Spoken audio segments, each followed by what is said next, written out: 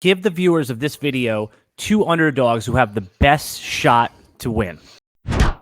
If you're undecided, you always take the person with the bigger payoff. On this video, we'll give you DFS and sports betting strategy and picks for UFC 261 in Jacksonville, Florida. I'm Alan Zizlowski, here with Jon Litterine of Rotowire, MMA contributor. You got 3 title fights, and it should be 20,000 people after a year and a couple days with no fans at all. So I think Dana White said it sold out in minutes. So I'm expecting a good card and a live crowd. Let's start with the headline fight. Usman, who last I checked was a minus 390 favorite, and Masvidal, who is about a plus 325. Break down that fight for me. I think he definitely has a better chance, and you'll probably see a better performance than you did from him in the first fight between the two. Like you said, he took that fight on very short notice when Gilbert Burns had to withdraw, and I think that was reflective in his performance. Jorge Masvidal has always had good cardio. His cardio didn't look particularly good in that fight, which is understandable, but this is one of those fights I just mentioned earlier where, as far as like going on how whatever you're going to do and decide who gets the title fight or whatever, I think part of the fact that Masvidal is getting another shot here is that he's an extremely popular fighter, and he's an extremely popular fighter from South Florida. And the card on Saturday, being held in Jacksonville. I think that partially played into the decision about what they were going to do. The UFC, first and foremost, is a money-making operation, like any other business. So that's their goal. And Jorge Masvidal is an extremely popular fighter, especially with casual fans. He was on the cover of the most recent UFC video game, and his home base is in South Florida, born and bred down there. So I think that partially played into the fact that he ended up getting this opportunity. The first fight between the two wasn't particularly close, like you mentioned. And it's more, I think, about how good Kamaru Usman is than anything Jorge Masvidal can or can't do. Usman has been perfect in the UFC, and I think his most recent win over Gilbert Burns was probably his most impressive performance to date. And I say that because that was a fight where he didn't blow through his opposition. He was in trouble. He had to work a little bit. He was hurt really bad in the first round, but he still managed to storm back. And that shows me more than just going out and blasting the guy in 20 seconds, showing you can come back from such a tough situation and rebound. And this is a guy who, it seems like belts in this sport change frequently. This is a guy who certainly has the tools and overall skill set to hold the belt for a long period of time. He's really, really good. There are no holes in his game. And I think you're going to see Masvidal be more competitive than he was in the first fight between the two. I still don't think it's enough to win. I think both the odds, and if you're looking at it from DraftKings perspective, as far as salary wise, I think it's right. I think Usman's 9,400, Masvidal's 6,800. That might be a little wide. Masvidal probably should maybe more like 7,000, 7,100, but I think there's a gap between the two, and I think it's both the salaries and the odds are reflective on that. And I think Usman wins this without much trouble. Do you think from a sports betting perspective, is Usman at the minus 390, is that parlayable? Yes, because I definitely think he's going to win. I would probably parlay him with fringe fighters in the sense that fights that are closer that can go either way. I would not have a problem making him an anchor. I think there's a gap between the two. Yeah, you just don't bet against him, and you don't bet against Amanda Nunes. Let's move over to Valentina Shevchenko versus Jessica Andraj. Last I checked, the betting odds were minus 375 for Valentina, plus 310 for Jessica Andraj. Do you think those odds are accurately reflecting the fight? I don't. I'm actually surprised the odds in Valentina's favor aren't a bit more lopsided. We've seen some of her fights recently where she's up at minus 1,000, somewhere around there. And I say all the time, if you're at a minus 1,000, minus 1,100, whatever it is, there's got to be a better option. If it's that lopsided, the fight shouldn't be happening. But this one's really simple for me.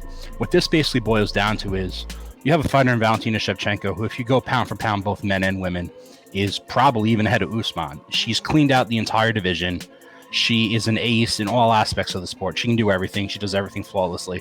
Her background's in Muay Thai, but she's so big and so strong that it's nearly impossible to get her to the ground.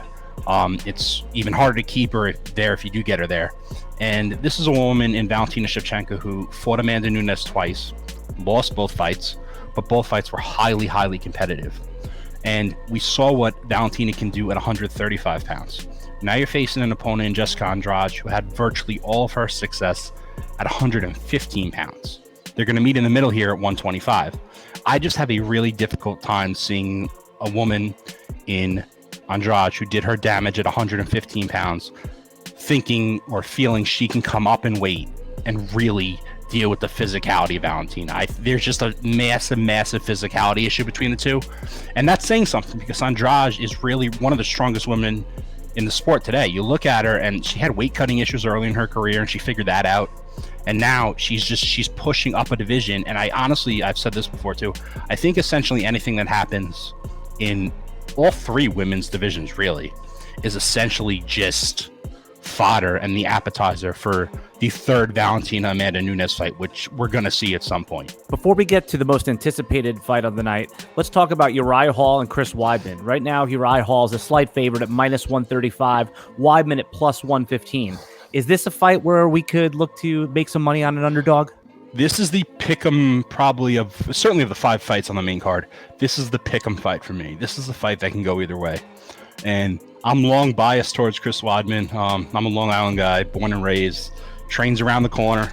So I'm certainly biased. And there's a real question as to how this thing's going to go. And you can kind of sum it up the same way you can sum up the other fight on the main card between Jimmy Crute and Anthony Smith. And they're both similar because the entire fight comes down for both Weidman and Smith to their durability. And it's for 2 different reasons. Weidman is because he's been so banged up and hasn't fought. He's had so many injuries. He's had so many surgeries. And he's getting up there in age. And it's just fair to wonder if his body's starting to break down on him. And it's similar for Anthony Smith. Is his body breaking down on him, but for the opposite reason, because he's fought too much. He's been in so many wars over the years. It's just fair to wonder if all the damage he's taken over the years is just starting to catch up. And as far as Weidman and Hall, you're really looking at whether Weidman's chin holds up. He's had a lot of problems with durability issues lately. His chin has been trending in the wrong direction really since he lost the belt to Luke Rockhold. And the reason I give him a chance here, and the reason I think the odds are fairly tight here, is that Uriah Hall has openly admitted Uriah Hall's a pure striker, but he's had difficulty being aggressive. Like I know it sounds crazy. He's such a nice guy that going after somebody and trying to kick the crap out of them is like not how he does things. Like he has a problem doing it. And I know it sounds funny because you're like, well, you're getting paid to beat a guy up. Like, why are you having difficulty with it? But it's just not in his personality. And that's why we've seen some highlight reel knockouts from Hall, but a lot of them have been like one shot. Like he doesn't have like that aggressive, keep smashing the A button, trying to finish the guy off. That's not how he fights, even though he has the athletic skills to do it. So it's really a question of whether or not Chris's chin holds up. He's going to eat shots. He's having difficulty. He was never good on the feet. He won multiple championships in different organizations and the UFC because he could wrestle. That's his base. And they say if you can wrestle, they can teach you anything else. But Chris was never good on the feet, and he's going to get hit. The question is whether he can survive that. But he's still, you don't forget how to wrestle. If you're a world-class wrestler, no matter how, look at Daniel Cormier, just early 40s and just stepped aside and he was wrestling till the end. You know how to wrestle, Randy Couture, right? Randy Couture, same thing. So many guys who know how to wrestle, you don't lose those skills. So if Chris is able to get Uriah Hall to the ground, he's going to have an advantage. He's going to have he's going to be able to keep him pinned there, but the issue is he's going to get hit. But I ended up taking I would certainly have interest in Weidman as an underdog because I think it's kind of like a coin flip. If you told me to pick the fight 10 times, I'd probably pick both guys 5. So from a strategy perspective, I think that's a great takeaway, that if it's a coin flip in your rankings, in your eyes, you always take the underdog from a betting perspective.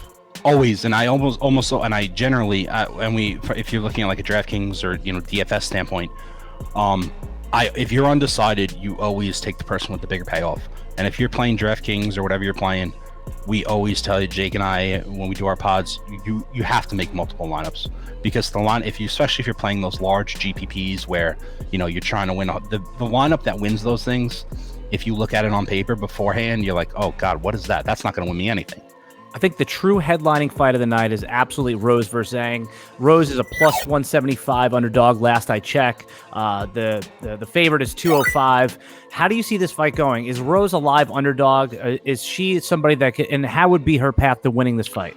She's definitely a live underdog. I mean, you never see, one thing you say about Rose is she never seems to be overwhelmed by the moment. And it's crazy because a lot of things she does is just so understated.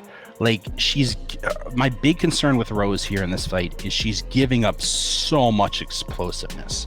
The explosiveness between the women is not close. Like, Zhang can just do so many things quicker and harder than Rose can.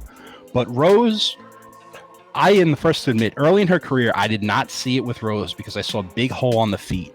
Rose has always been a good wrestler. She's good on the ground. And the one thing about Rose is she's always been deceptively strong.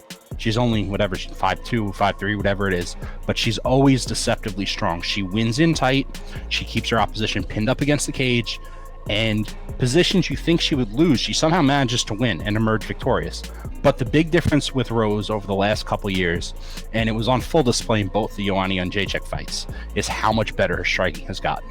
It was a clear, not just a weakness, it was a clear weakness early in her career. She was losing constantly on the feet. But she went to work, and her fiance, Pat Barry, former UFC fighter, former Glory kickboxer, he made his name in kickboxing and striking. They work together all the time, and it's not only gotten to average, it's a strength of hers at this point. The question is, she's giving up a lot of explosiveness. And then on the flip side, though, we have a much bigger base to work with Rose as far as who she fought and experienced than we do with Zhang. You know, she looked great in blitzing Jessica Andraj, but there's a gap between the two in terms of experience. And that's something to take, that's something to consider. Give the viewers of this video 2 underdogs who have the best shot to win. I'm going to go with the 2 we just talked about. I am. I'm going to go with Rose because the payoff, I think, is more than I think it should be. And I'm going to go with Weidman because I think there's a true coin flip there. Try Rotowire today, free for 10 days. Get our premium tools, rankings, analysis, and breaking news alerts. No credit card required. Go to rotowire.com/try.